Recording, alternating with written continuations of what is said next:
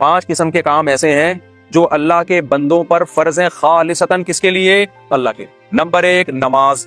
آپ مجھے بتاؤ نماز جیسی عبادت آپ کو دنیا میں کسی مذہب میں نظر آتی ہے کیا؟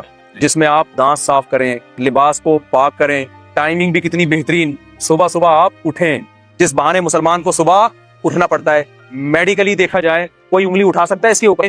نماز کا ٹائم ایسا رکھا ہے جو میڈیکلی انسان کی صحت سے میچ، بولو نا، نہیں ہوتا، کیونکہ کوئی کہہ سکتا ہے، بلکہ ڈاکٹر سے پوچھیں گے یار سب سے بہترین ٹائم صبح اٹھنے کا کون سا ہے؟ صبح کا ٹائم، اور تہجد میں اٹھے تو اور اچھا ہے۔ اسلام نے اگر رات کو 2 بجے یا 2:30 بجے نماز رکھی ہوتی، بہت سے ڈاکٹروں کو اشکال ہو سکتا تھا، بھئی یہ ٹائم ایسا رکھا ہے تو گہری نیند کا ٹائم ہے، تو صحت برباد اسی وجہ سے ہو رہی ہے کہ تم نماز پڑھتے ہو۔ ٹائم ایسا رکھا گیا ہے جو ہماری نیچر اور فطرت سے میچ کرتا ہے، طریقہ ایسا رکھا گیا ہے، وضو کرو، دانت صاف کرو، طہارت حاصل کرو، یہ غسل، تو یہ تمام جو پورا پروسیس ہے، اس سے بہتر پروسیس عبادت کا کوئی لا سکتا نہیں ہے۔ دوسرا حکم دیا نماز کے بعد زکوٰۃ کا، ہے یہ مخلوق کے لیے، لیکن اس کو حق کس کا قرار دیا گیا ہے؟ اللہ کا۔ یؤخذ من اغنیائہم وترد الی فقرائہم، مالداروں سے لی جائے گی اور اسی قوم میں غریبوں پہ تقسیم کر دی جائے گی۔ اتنا بہترین نظام زکوٰۃ کا رکھا۔ ٹیکس کا نظام اور زکوٰۃ کو ذرا آپ کمپیئر کریں، ٹیکس ہر چیز پہ گورنمنٹ لیتی ہے، اللہ میاں جو ہم سے زکوٰۃ کے نام پہ ٹیکس لیتے ہیں، نا نا نا نا، غریبوں سے تو ہے ہی نہیں، غریبوں سے وہ ٹیکس بولو نہیں لیے، درمیانے طبقے سے بھی نہیں ہے۔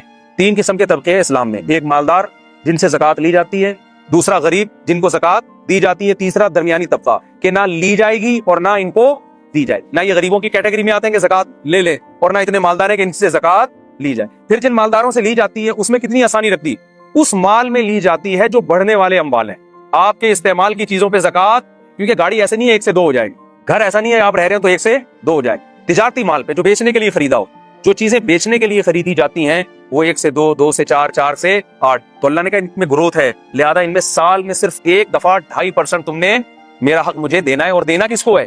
غریبوں پہ خرچ کر دینا۔ تو آپ بتاؤ اس سے زیادہ بہترین کوئی نظام مالیات کا نظام ہو سکتا ہے کیا؟ پہلا جو تھا وہ تو توحید ہے، جو 5 ارکان میں سے، کہ اللہ کے ساتھ کسی کو شریک نہ کیا جائے، کیونکہ دنیا میں کوئی ریاست ایسی ریاست نہیں ہے جو کہے کہ آپ ہماری اسٹیٹ میں رہ کے 2 ریاستوں کے قائل ہوں۔ تو پہلی تو ابتدائی توحید سے ہوتی ہے نا کہ جب ایک ہے تو خدا کیا ہے؟ بس ایک ہی ہے، اسی کی مان کے چلنا ہے۔ چوتھا حکم اسلام نے دیا ہے رمضان کا۔ چوتھا حکم کیا دیا ہے؟ رمضان، جس کے استقبال پر آج میں نے بیان کرنا تھا، لیکن میرے بیانات میں ہمیشہ تمہید لمبی ہوتی ہے اور ٹاپک پر بات کم ہوتی ہے، کیونکہ اس تمہید کے بغیر میں اگر ٹاپک پر بات کروں گا نا تو وہ 5 منٹ کی بات بھی وہ 5 گھنٹے میں بھی سمجھ میں نہیں آئے گی، اور جب تمہید لمبی ہو جاتی ہے تو پھر وہ 5 منٹ کی بات بھی انشاءاللہ 5 منٹ میں سمجھ میں آ جاتی ہے۔ تو انہی میں سے اللہ میاں نے ایک حکم یہ بھی دیا ہے کہ میرے جو مجھے مانتے ہیں اور یہ مانتے ہیں کہ اس کائنات کو میں چلا رہا ہوں، اس کائنات کا بنانے والا میں ہوں، تو یہ خالی دلی کے دعوے میں قبول نہیں کروں گا، کچھ کر کے دکھانا پڑے گا جس سے پتا چلے گا کہ واقعی تم مجھے مانتے ہو۔ آپ جب کسی سے محبت کا دعویٰ کریں تو فری پھوکٹ کے دعوے آج کل چلتے ہیں، آپ بیگم سے کہیں مجھے تم سے بہت زیادہ محبت ہے، بہت زیادہ بیگم، میں بس مفتی طارق مسعود کی اتنی دفعہ بیان سن چکا ہوں، پھر بھی مجھے کبھی دوسری شادی کا خیال نہیں آیا کیونکہ مجھے تم سے بہت زیادہ محبت ہے۔ بار بار آپ یہ دعویٰ کرو، وہ کہ چلے آپ مجھے آج پیزا کھلا دیں، چلیں آج باہر ہوٹل پہ چلتے ہیں، آپ کیا پیسے نہیں ہے، یہ ٹینشن، ابھی ٹائم نہیں ہے میرے پاس۔ روزانہ یہ دعوے کرتے ہو، لیکن اس دعوے کو ثابت کرنے کے لیے روکڑا آپ کی جیب سے کبھی بھی نہیں نکلتا، تو ایک دن غصے میں آ جائے گی نا کہ کچھ اور بول دیا کرو، یہ محبت کے دعوے یہی ہوگا نا، یہ دعوے شامل نہ کیا کرو۔ تو غیر مسلم بھی خدا کو مانتے ہیں، بہت سارے لوگ، خدا ہے، بنایا ہے، کیا کرے، بنایا ہے تو کہتے ہیں کچھ نہیں کرو، کرنا وہی ہے جو آپ کی سمجھ میں آ رہا ہے۔ تو اللہ کہتے ہیں ایسے ماننے کو میں مانتا نہیں، لہذا اللہ نے 5 ٹائم نماز رکھی ہے، وہ آپ کو پڑھنی پڑے گی۔ اللہ میاں نے زکوٰۃ رکھ دی سال میں 1 دفعہ، اللہ میاں نے رمضان کے بولو روزے، کہ یہ ثبوت دینے کے لیے نا کہ ہم خدا کو مانتے ہیں، آپ کو 1 مہینہ صبح صادق سے لے کے غروب آفتاب تک بھوکا پیاسا رہنا پڑے گا۔ اس میں یہ چھوٹ رکھ دی کہ بیمار اور مسافر اس سے کیا ہے؟ مستثنی، یہ بھی نیچرل ہے، ورنہ بیماروں کے لیے کتنا بڑا عذاب بن جاتا ہے رمضان کا روزہ، کتنی بڑی ٹینشن بن جاتی ہے، تو وہ دو کو کیا کر دیا؟ یہ خارج کر دیا، آسان رکھا اس، لیکن خوب سمجھ لیں اللہ کے احکام آسان تو ہوتے ہیں لیکن اس میں لچک نہیں ہوتی۔ مثال کے طور پر وضو کے لیے پانی نہیں ہے تو تیمم کرنا پڑے گا آپ کو، ایسا نہیں ہو سکتا کہ آپ کہیں کہ یار چلو وضو کے لیے پانی جب ہے ہی نہیں تو تیمم میں 2 دفعہ ہاتھ ہی مٹی میں مارنا ہے، چھوڑو ایسے ہی نماز پڑھ لو، آپ کچھ بھی کریں گے ایسے نماز آپ کی قبول نہیں ہوگی۔ اور یہ بھی نہیں ہو سکتا کہ یار چلو چھوڑ دو، آج چھوڑنے کا آپشن بھی نہیں، یعنی یہ تو کر دیا سفر میں 2 رکعتیں پڑھ لیں آپ، لیکن چھوڑنے کا آپشن نہیں رکھا۔ چھوڑنے کے لیے میدان جنگ میں لڑ بھی رہے ہو تو نماز کے ٹائم پہ آپ کو نماز پڑھنی پڑے گی، طریقہ بدل دیا کہ گھوڑے پہ سوار ہو تو وہی سواری پہ پڑھ لو۔ اس سے پتہ چلتا ہے کہ اسلام کے احکام میں آسانی ہے جتنی اللہ نے ڈال دی، اس کے بعد نو کا آپشن آپ کے پاس نہیں رہتا۔ ہمارے ہاں بہت سے لوگ رمضان میں یہ کرتے ہیں کہ جی چونکہ اللہ نے مسافروں کو چھوٹ دے دی ہے, بیماروں کو چھوٹ دے دی ہے, اس سے خود یہ نتیجہ نکالنے لگتے ہیں اس کا مطلب اللہ بڑا غفور رحیم ہے, کوئی ٹینشن ہو تو چھوڑ سکتے ہیں آپ. نا نا نا نا نا نا, سفر اور بیماری کے علاوہ اب چھوڑنے کا آپشن آپ کے پاس نہیں. شدید ترین گرمی ہے, نہیں چھوڑ سکتے. آپ مزدور ہیں, آپ نے دوپہر گرمی میں کنواں کھودنا ہے, تو بھی آپ رمضان کا روزہ نہیں چھوڑ سکتے. یہ اس عذر کو عذر مانا نہیں گیا ہے. لوگ اکثر ہم سے پوچھتے, گرمی کے روزوں میں خاص طور پہ زیادہ پوچھا کرتے تھے کہ ایک مزدور دوپہر کو کدال چلاتا ہے, کنواں کھودتا ہے, وہ تو ناممکن ہے کہ رکھے وہ روزہ, وہ تو مر جائے گا پیاس سے.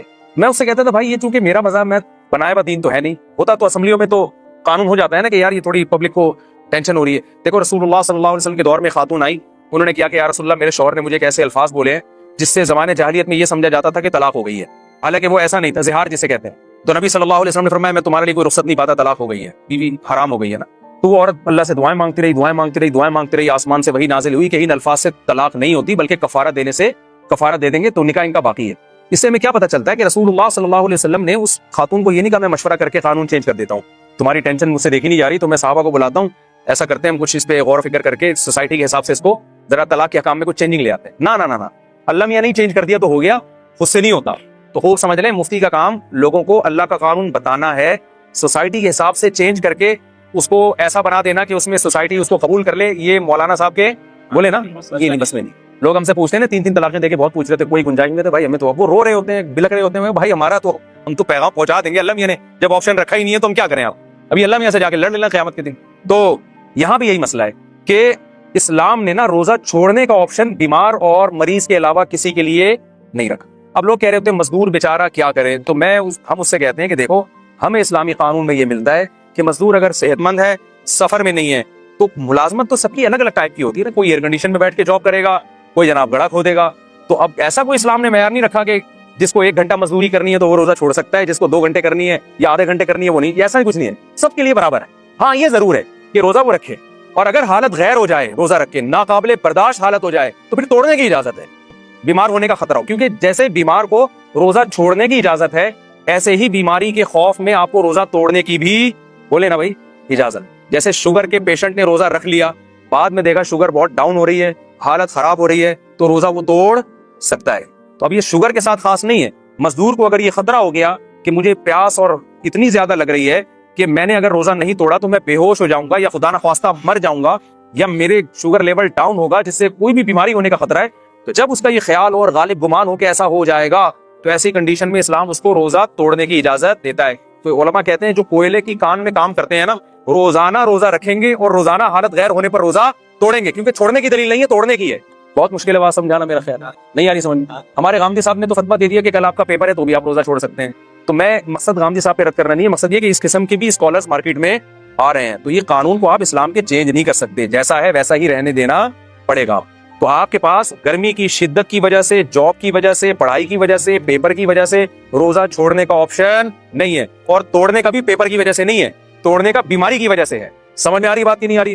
تو اب مجھے ایک بات بتاؤ, جلدی سے بات کو ختم کرتا ہوں میں, کہ اللہ میاں نے یہ جو رمضان کا ہمیں دیا ہے نا, یہ بھی بڑا خاندانی حکم ہے. یہ بھی لگتا ہے کہ یہ اللہ ہی کا بنایا ہوا قانون ہے, کسی انسان کا بنایا ہوا قانون نہیں. ایک دور تک ہم سنتے رہے, میں بچپن میں ڈاکٹروں سے سنا کرتا تھا کہ ہمیں ہر تھوڑی دیر میں نا کچھ کھانا چاہیے, ایک دم پیٹ بھر کے نہیں کھانا چاہیے. مجھے شروع سے یہ بات میری کھوپڑی میں نہیں آتی تھی, یہ نیچر کے خلاف ہے. ڈاکٹر صاحب کے پاس گئے, میرا پیٹ خراب ہو, انہوں نے کہا, ڈاکٹر صاحب نے کہا کہ دیکھیں تھوڑا سا کھائیں دھونے والے, پھر آدھے گھنٹے بعد پھر تھوڑا سا کھائیں, 2 یا 3 جتنے افورڈ کر سکیں, پھر تھوڑا کھائیں. میں نے کہا ڈاکٹر صاحب ہماری بکری کو تو میں نے اس اسٹائل میں دیکھا ہے, کبھی کسی انسان کو میں نے اس طرح کھاتا ہوا نہیں. اگر یہ نیچرل ہوتا تو سب سے پہلے محمد صلی اللہ علیہ وسلم کا طریقہ ہوتا, جو اللہ کے پیغمبر تھے. آپ کا کوئی کام نیچر کے خلاف نہیں تھا. وہاں تو 2 کھانے ملتے ہیں, ناشتہ بھی نہیں ملتا ہمیں, بک رہتا ہوں عشیہ.